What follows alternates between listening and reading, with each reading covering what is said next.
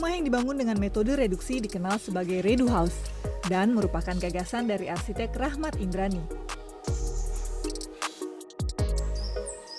Konsep pembangunan reduksi mementingkan pola efisiensi dalam proses perencanaan dan pembangunan, mulai dari efisiensi struktur ruang hingga efisiensi dalam pemilihan dan penggunaan materi bangunan. Salah satu Redu House karya Rahmat terletak di Jakarta Selatan.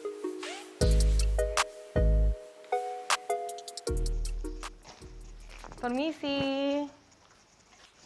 Halo, silakan Mbak. Hai Mas Rahmat, misi ya. Ini area apa nih Mas Rahmat?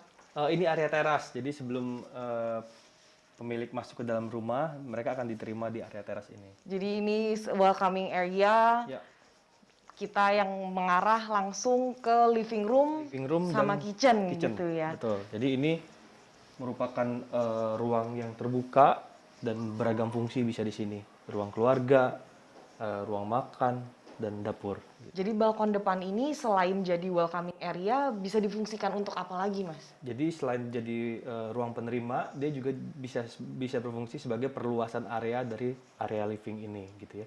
Ketika kumpul-kumpul keluarga bisa diperluas dengan ketika dibuka pintunya orang akan tumpah ke luar. Oke, aku juga lihat rumah ini semua temboknya dikelilingi dengan tembok yang berbahan raw begitu ya, unfinished, nggak ada finishingnya. Betul. Bisa tolong jelaskan sedikit apakah itu intensional atau bagaimana? Jadi memang dalam prinsip-prinsip arsitektur reduksi kita memang memakai banyakkan material-material yang minim finishing gitu ya.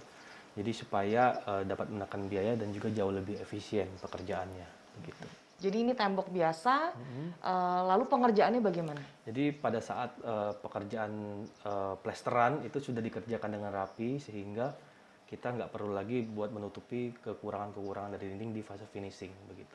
Tembok yang unfinished begini kan warnanya abu-abu tuh Mas. Ya, betul. Pemilihan furnitur, bentuk dan warnanya baiknya seperti apa? Jadi enaknya dinding dengan material seperti ini adalah dia merupakan dinding yang netral gitu ya.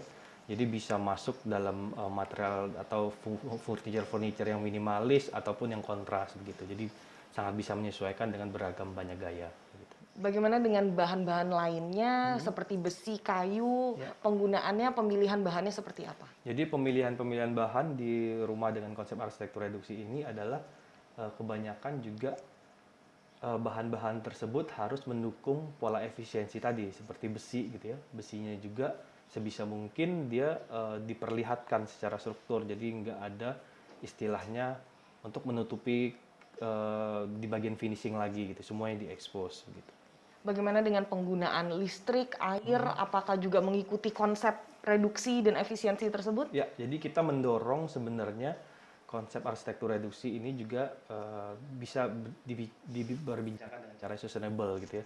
Artinya dengan begitu kita menggunakan banyak kaca dan sirkulasi udara yang didesain sehingga pada pengoperasiannya rumah ini bisa berfungsi tanpa pencahayaan alami dan sirkulasi udara buatan begitu. Nah, sirkulasi udara di ruang ini sendiri seperti apa? Sirkulasi udara sini jadi memanfaatkan area-area yang diberikan ruang buat taman dan ruang terbuka sehingga udara dapat mengalir ke arah situ dan melewati ruang-ruang seperti ini sehingga udaranya dapat kita rasakan. Area ini dapur, ruang makan dan ruang keluarga itu tidak dipisahkan oleh sekat sama sekali. Jadi kita juga akhirnya mengurangi penggunaan material-material dinding sebagai penyekat ruang begitu.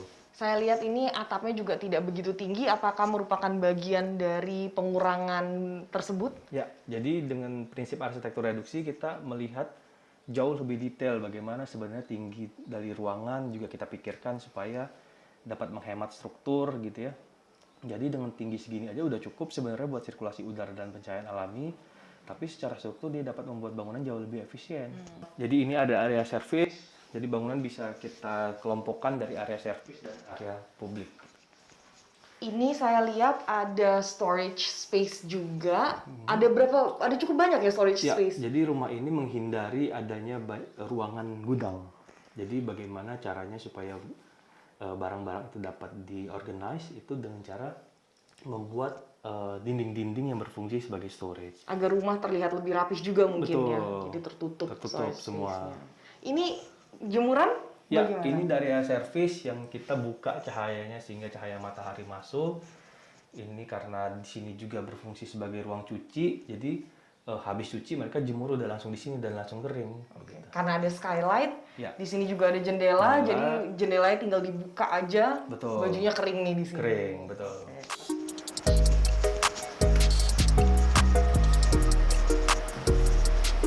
Mas Rahmat, ini kan memang luas lahannya tidak begitu besar. Ya. Bagaimana memanfaatkan ruang untuk tangga ini? Apakah memang sengaja dibikin semi-spiral begitu? Ya, betul. Jadi ruang ini memang kalau kita lihat tangganya juga sangat efisien buat satu orang gitu ya, dan barang cukup. Sehingga volume ruangnya juga jauh lebih kecil gitu. Dan di bawahnya kita bisa pakai buat storage. Ini saya lihat di atas ada skylight yang cukup menarik karena sisi tembok ini kan tidak ada sudut ya, kayak Betul. bulat begitu. Skylightnya ikutan bulat nih, bisa tolong ceritakan sedikit desainnya bagaimana? Ya, jadi sebenarnya dengan dinding yang bulat itu kita bisa memendarkan cahaya jauh lebih banyak sebenarnya. Kalau kita lihat cahaya masuk dari atas secara alami itu dipendarkan nyaris ke semua dinding si tangga gitu. Jadi semua daerah tangga cukup terang secara alami.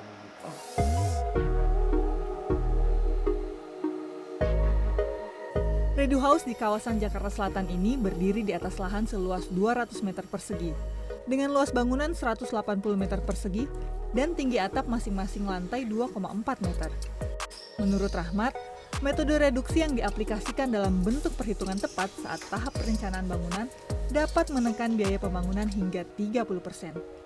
Dari yang sebelumnya 7 juta per meter persegi menjadi 5 juta per meter persegi. Selain itu, perhitungan yang tepat dalam perencanaan juga dapat mempercepat proses pembangunan menjadi 11 bulan saja. Ya, awal mulanya sebenarnya merespon kelas menengah bagaimana sebenarnya waktu itu pertumbuhan kelas menengah sangat baik gitu ya. Mereka akhirnya punya kesadaran bahwa membangun rumah itu harus pakai arsitek gitu. Jadi akan tetapi kebanyakan dari mereka memang mempunyai budget yang terbatas dan memiliki kesadaran lingkungan yang tinggi. Akhirnya dengan kita memberdayakan konsep efisiensi itu secara tidak langsung juga lebih sustainable gitu ya, dan akhirnya juga membuat biayanya jadi jauh lebih ringan. Menurut Rahmat, penghuni Redu House juga harus mengikuti skema hidup efisien dengan cara menjalani gaya hidup minimalis agar barang-barang dalam rumah tidak menumpuk sia-sia. Karmel Mursalim, Arif Yunan, Jakarta.